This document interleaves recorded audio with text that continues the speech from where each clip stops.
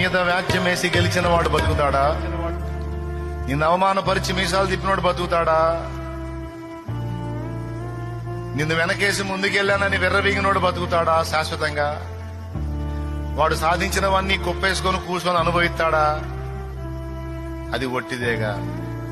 అంతోటి భాగ్యానికి నువ్వెందుకు దిగులు పడాలి, కృంగిపోవాలి, వేదన పడాలి? నీకేదో అయిపోయింది, నీకేదో కిరీటం కింద పడింది అని ఎందుకు ఫీల్ అవ్వాలి?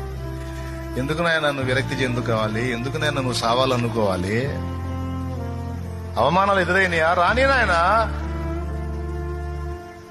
అవమానాలు దేవుడిస్తే అయ్యే తాగు నాయన. నీకు పాత్రలో ఏం పోశాడు? ఫైనల్ గా చెప్తున్నా, ఏమనుకోవద్దు.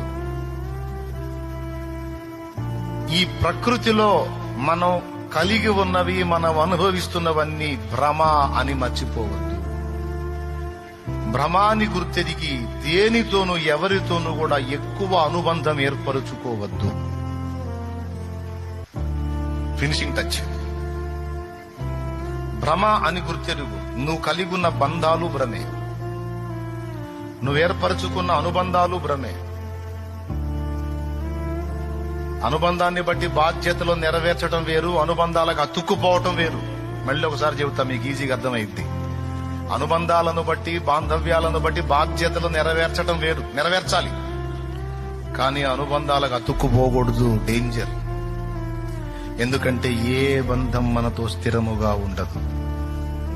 పచ్చి నిజం.